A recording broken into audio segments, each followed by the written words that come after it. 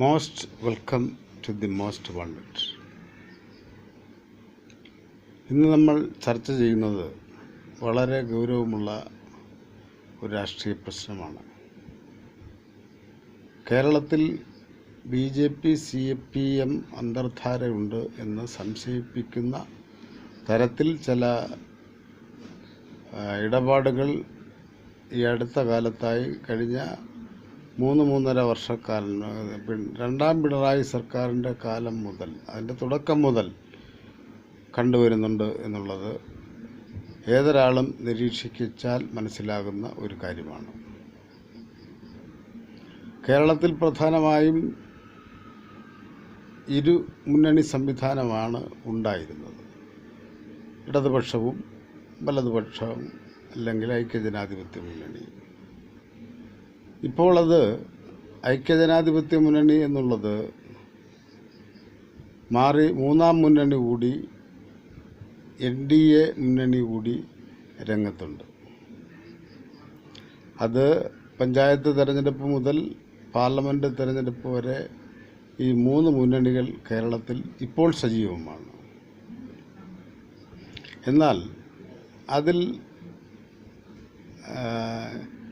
നേരെ എതിരായി നിൽക്കേണ്ടുന്ന 2 പാർട്ടികൾ ആണ് CPM-ഉം BJP.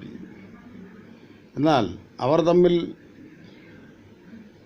ഐക്യപ്പെടലും യോജിപ്പുകളും ചില കോംപ്രമൈസിങ്ങും ഉണ്ടാകുന്നതായി നമുക്ക് ആഴത്തിൽ വിശകലനം ചെയ്താൽ മനസ്സിലാക്കാൻ കഴിയും. ഇപ്പോൾ തന്നെ നടക്കുന്ന വിവാദം ADGP MR Ajith Kumar 2 RSS നേതാക്കന്മാരെ കണ്ടു എന്ന് പറയുന്ന വിവാദം. കണ്ടില്ല എന്ന് മുഖ്യമന്ത്രിക്ക് വേണമെങ്കിൽ പറയാം, അല്ലെങ്കിൽ സാക്ഷാൽ ADGPക്ക് വേണമെങ്കിലും പറയാം. ഇവർ രണ്ടും പറയുന്നില്ല, കാണപ്പെട്ട ആളുകളും പറയുന്നില്ല, BJP നേതാക്കളും പറയുന്നില്ല കണ്ടില്ല എന്ന്. അപ്പോൾ ഫലത്തിൽ ഈ ADGP 2 BJP നേതാക്കളെയും കണ്ടു. എന്താണ് അത്, ആരുടെ ദൂതാണ് എന്നുള്ളതാണ് പ്രശ്നം. ഒരു പോലീസ് ഉദ്യോഗസ്ഥൻ എന്നുള്ള നിലയ്ക്ക് അദ്ദേഹത്തിൻ്റെ ഫ്രണ്ട്ഷിപ്പിൻ്റെയോ അല്ലെങ്കിൽ പാർട്ടി അഫിലിയേഷൻ്റെയോ മനസ്സിലുള്ള, പുറമേ ഉദ്യോഗസ്ഥനായിരിക്കുമ്പോൾ കാണിക്കാൻ പറ്റില്ലെങ്കിലും മനസ്സിൽ BJP അഫിലിയേഷൻ ഉള്ള ഒരാൾക്ക് പോയി കണ്ടുകൂടാ എന്നൊന്നുമില്ല. അദ്ദേഹം ഔദ്യോഗിക വാഹനത്തിലല്ല പോയത് എന്നുള്ളതൊക്കെ കൊണ്ട് അതൊരു പ്രശ്നമാകില്ല. പക്ഷേ ADGP ആയിരുന്നുകൊണ്ട്, കേരളത്തിൻ്റെ ADGP ആയിരുന്നുകൊണ്ട് അങ്ങനെ BJP നേതാക്കന്മാരെ കാണാൻ എന്തായാലും ആഭ്യന്തരമന്ത്രിയായിട്ടുള്ള മുഖ്യമന്ത്രിയുടെ അനുവാദം കൂടാതെ അദ്ദേഹം പോകില്ല എന്നുള്ള കാര്യം 100% ഉറപ്പാണ്. അയാൾ പോയി കണ്ട് സംസാരിച്ച കാര്യം എന്താണെന്ന് മാത്രമാണ് ഇവിടെ പുറത്തറിയാൻ വയ്യാത്തത്. പക്ഷേ ഇവിടെ ചില പ്രശ്നങ്ങൾക്ക് പരിഹാരം അല്ലെങ്കിൽ ചില വിവാദങ്ങൾക്ക് ശമനമുണ്ടാകുന്നു എന്നുള്ളത് നമുക്ക് അനുഭവവേദ്യമാകുന്ന കാര്യമാണ്.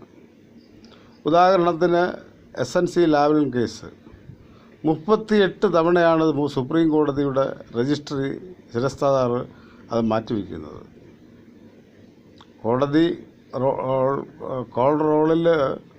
റോൾ കോളിൽ വന്നാൽ പോലും 38 തവണ മാറ്റിവെച്ചിരിക്കുന്നു എന്നുള്ളതാണ് നമ്മുടെ നേരെ അനുഭവം.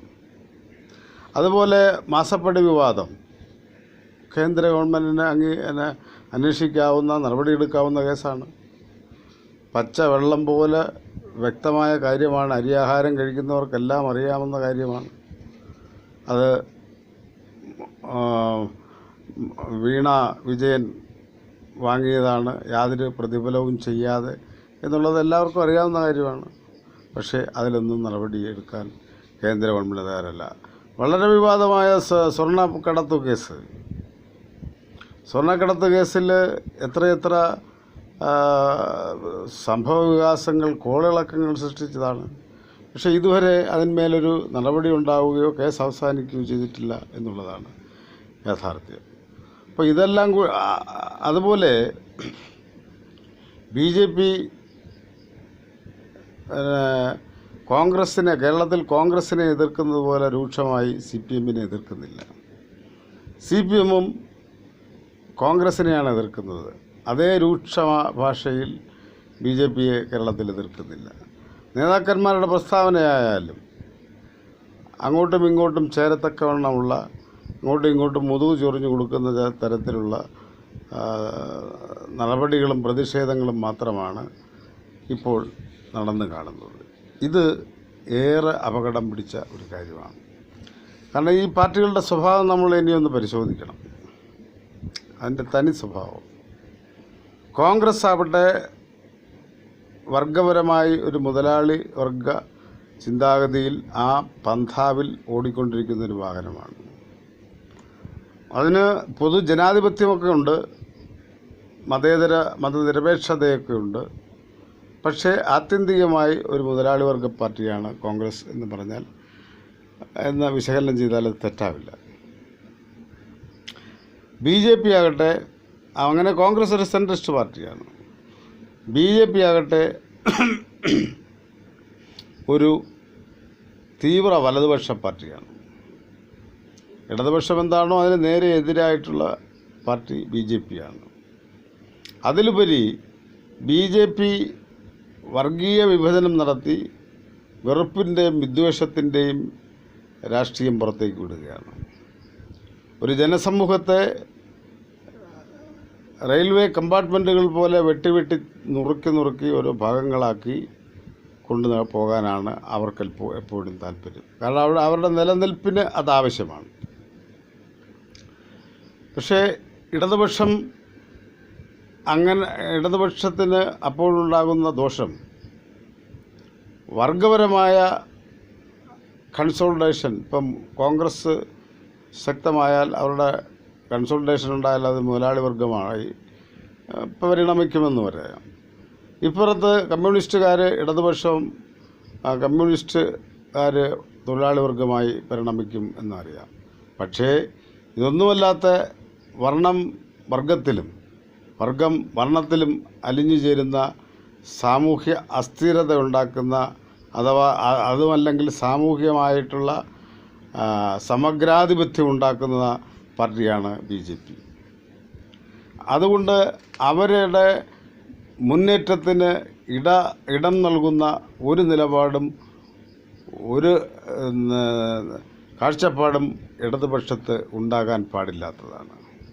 പക്ഷേ ഇവിടെ MR അജിത് കുമാർ പോയി കണ്ടത് തീർച്ചയായിട്ടും പിണറായി വിജയൻ്റെ സ്വകാര്യ കാര്യങ്ങൾക്ക് വേണ്ടി തന്നെയാണ് എന്നുള്ളത് കൊണ്ടാണ്. ഇത്രയും എതിർപ്പുകൾ വന്നിട്ടും ഘടകകക്ഷിയായിട്ടുള്ള CPI, ഘടകകക്ഷിയെന്ന് മാത്രം അതിനെ കണ്ടാൽ പോരാ, ഒരു കമ്മ്യൂണിസ്റ്റ് പാർട്ടിയാണ്. 2 കമ്മ്യൂണിസ്റ്റ് പാർട്ടികൾ യഥാർത്ഥത്തിൽ ഈ മുന്നണിയിലുള്ളൂ. അതിൽ രണ്ടാമത്തേതാണ് CPI. CPIക്ക് ഒരു രാഷ്ട്രീയ നിലപാടുണ്ട്, പോലീസിനെ സംബന്ധിച്ചൊരു രാഷ്ട്രീയ നിലപാടുണ്ട്, പോലീസ് നയത്തെ സംബന്ധിച്ചൊരു രാഷ്ട്രീയ നിലപാടുണ്ട്. അവർ പറഞ്ഞിട്ട് പോലും ഈ ADGPയെ ഒന്ന് മാറ്റി നിർത്താൻ തയ്യാറാകുന്നില്ല എന്ന് പറഞ്ഞാൽ അതിൻ്റെ അർത്ഥം ഞാൻ പറഞ്ഞു വിട്ട കാര്യത്തിന്, എനിക്ക് വേണ്ടി പോയ ആളിനെ എനിക്ക് താഴെ വലിച്ചിടാൻ പറ്റത്തില്ല എന്നുള്ള സന്ദേശമാണ് അതിൽ നിന്ന് നമുക്ക് ലഭിക്കുന്നത്. അപ്പോൾ BJPയെ വളർത്തി കോൺഗ്രസിനെ ഇല്ലാതാക്കുക എന്നുള്ള നയം യഥാർത്ഥത്തിൽ ആരുടെ നയമാകും? BJPയുടെ നയമാകും. BJPയുടെ നയം അങ്ങനെ വളർത്തി വിശാലമാക്കി പ്രാവർത്തികമാക്കി എടുക്കുന്നതിന് നുകം വെച്ച് കൊടുക്കുന്നത്, ആ നുകത്തിൽ കയറുന്ന കഴുത്ത് ആരുടേതാണ്? ഇടതുപക്ഷത്തിൻ്റേതാണ്, വിശിഷ്യ CPM-ൻ്റേതാണ്. ഇത് മനസ്സിലാക്കാഞ്ഞിട്ടല്ല ഇങ്ങനെ അവസരം ഒരുക്കി കൊടുക്കുന്നവരും അവസരം പാർത്തിരിക്കുന്നവരും ചെയ്യുന്നത്, അവർക്കറിയാഞ്ഞിട്ടല്ല. ഇത് ബോധപൂർവമുള്ള ഒരു അഡ്ജസ്റ്റ്മെൻ്റാണ്, ഒരു കോംപ്രമൈസിങ്, കൊടുക്കൽ ആദാന പ്രദാന പ്രക്രിയ. അതാണ് ഇവിടെ നടക്കുന്നത് എന്നുള്ളത് ഇനിയും ആത്യന്തികമായ വിശകലനത്തിൽ സമൂഹത്തിന് മനസ്സിലാകേണ്ടതുണ്ട്. അതിനനുസരിച്ച് പ്രതികരിക്കാൻ സമൂഹം, പ്രത്യേകിച്ച് കമ്മ്യൂണിസ്റ്റ് ഇടതുപക്ഷ സമൂഹം